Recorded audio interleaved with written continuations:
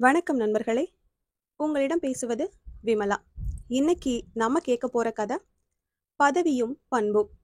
இது வரைக்கும் இந்த சேனலை நீங்க சப்ஸ்கிரைப் பண்ணல அப்படின்னா மறக்காம சப்ஸ்கிரைப் பண்ணுங்க. பக்கத்துல இருக்கிற பெல் ஐக்கானையும் கிளிக் பண்ணுங்க. வாங்க கதைக்குள்ள போகலாம். என் கூட படிச்ச ஒருத்தர் ஒரு நாள் ரொம்ப கவலையோட வந்தார். என்ன விஷயம்னு விசாரிச்சேன். அவர் சொன்னார், சின்ன வயசுல நம்ம கூட படிச்ச ஒருத்தன் இப்ப ஒரு பெரிய பதவியில இருக்கான். சும்மா அவனை பார்த்து வாழ்த்து சொல்லிட்டு வரலான்னு போனேன். அவன் சரியா முகம் கொடுத்து கூட பேசல. ஏதோ ஒரு அற்ப புழுவை பாக்குற மாதிரி என்ன பார்த்தான். நான் போட்டிருக்கிற இந்த சாதாரண சட்டை கூட அவனுடைய கௌரவத்துக்கு இடைஞ்சல்ங்கிற மாதிரி என்கிட்ட பழகினான். அதுதான் மனசு ஒரு மாதிரி ஆயிட்டது, உங்ககிட்ட வந்தேன்னார். கவலைப்படாதீங்க, இன்னைக்கு பல பேர் அப்படிதான் ஆயிடுறாங்க. பதவி பெருக பெருக பண்பு குறைஞ்சிடுது. இடம் உயர உயர இதயம் குறுகி போயிடுது.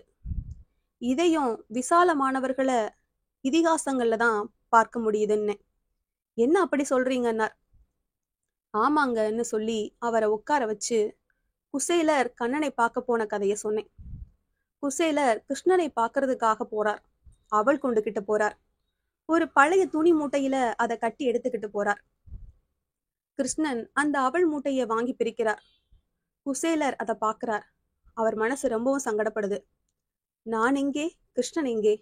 நான் ஏழை, வறியவன். கிருஷ்ணனோ பேரரசன், இறைவன். என்னோட அழுக்கான துணியை அவர் கையால தொடலாமா இப்படிலாம் நினைக்கிறார். ஆனா கிருஷ்ணன் அவர் பாட்டுக்கு மூட்டையை பிரிச்சார். அவளை எடுத்தார், வாயில போட்டார், அசை போட ஆரம்பிச்சிட்டார். கொஞ்ச நேரம் ஆச்சு. அவள் இன்னும் கொஞ்சம் மீதி இருந்தது. மூன்றாவது பிடி அவளை வாயில போட்டுக்க போனார். அந்த சமயம் பார்த்து ருக்மணி ஓடி வந்து கிருஷ்ணனின் கையை பிடிச்சுக்கிட்டதும் ரொம்ப ஆச்சரியமா போச்சு. நாம கொண்டு வந்த இந்த அவளை கிருஷ்ணன் சாப்பிடுறது ருக்மணிக்கு பிடிக்கல போல இருக்குன்னு நினைச்சார் குசேலர். ஆனா கிருஷ்ணனுக்கு ருக்மணியின் இதயம் புரிஞ்சது. ருக்மணிக்கும் கிருஷ்ணனின் இதயம் புரிஞ்சது. குசேலர் ருக்மணிய புரிஞ்சுக்கணுமேங்கிறதுக்காக கிருஷ்ணன் பேச ஆரம்பிச்சார். ருக்மணியை பார்த்து சொல்றார், எதுக்காக நீ என் கையை தடுத்து நிறுத்தின? நான் குசேலனின் சேவகன். அவர் கொண்டு வந்த அவளை நான் ஏற்றுக்கொள்ளணும்னார். இதுக்கு ருக்மணி சொன்ன பதில் என்ன தெரியுமா? கிருஷ்ணா, நீ குசேலருக்கு தொண்டன், நான் உனக்கு தொண்டு செய்பவள். அந்த உரிமை காரணமாக எனக்கு இந்த அவளில் பங்கு வேண்டாமா? எனக்குள்ள பங்கை நான் கேட்கிறேன். இதுதான் ருக்மணி என்பது. ஆன்மீக எண்ணங்கள்லாம் எந்த அளவுக்கு விசாலத்தன்மை வாய்ந்தவை அப்படிங்கிறத நாம புரிஞ்சுக்கிறதுக்காக சான்றோர்கள் இந்த சம்பவத்தை எடுத்து சொல்லியிருக்காங்க. பதவி உயரும் போது பண்பும் உயரணும். பழைய நட்புகளை மறந்துடப்படாது. இந்த காலத்துல சாதாரண உயர்வையே ரொம்ப பெருமையா நினைச்சுக்கிறவங்களும் உண்டு.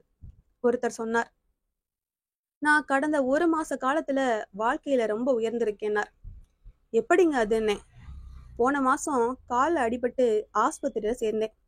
அப்போ 3வது மாடியில படுத்திருந்தேன். இப்போ 7வது மாடிக்கு மாத்திருக்காங்க அப்படின்னார். இந்த கதை உங்களுக்கு பிடிச்சிருந்ததுன்னா லைக் பண்ணுங்க, ஷேர் பண்ணுங்க, சேனலை மறக்காம சப்ஸ்கிரைப் பண்ணுங்க. அடுத்த கதையில சந்திக்கலாம்.